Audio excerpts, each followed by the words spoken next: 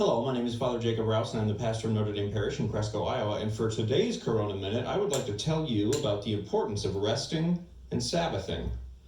I've been working hard leading up to Easter, and I was reminded after live streaming all those masses all weekend how important it is to take a rest and take a break.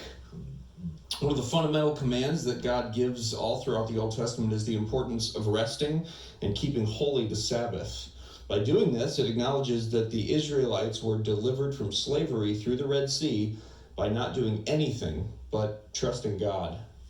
Sabbathing and resting also reminds us that it is not up to us and we are not judged by our productivity.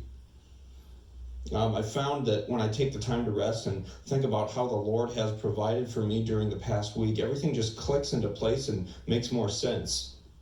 Romans 8:28 says that we know that all things work together for those who love God, who are called according to his purpose. I think it's kind of like the Felix Felicis potion in Harry Potter.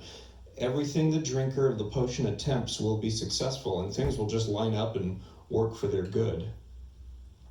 We can believe all this because Jesus tells us in John chapter 14, I am the way, the truth, and the life.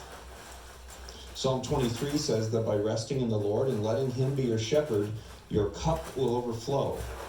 This means you will have more than enough for your needs, mentally, physically, spiritually, and emotionally. Jeremiah the prophet promises us that by resting and trusting, God will satisfy the weary soul, and every languishing soul will be replenished. It's kind of like charging your phone after a long day of use. Now, I think there is a difference between just vegging out and resting, of course.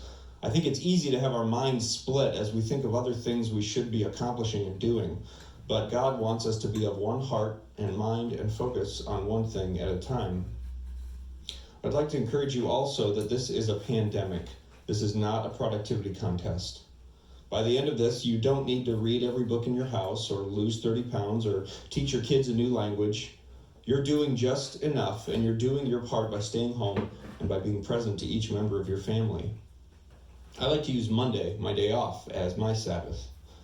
I also try to set aside a little Sabbath time each day, just taking a little bit to recenter and remember the fact that I am a limited energy source and I need to plug back into the eternal source of goodness and grace.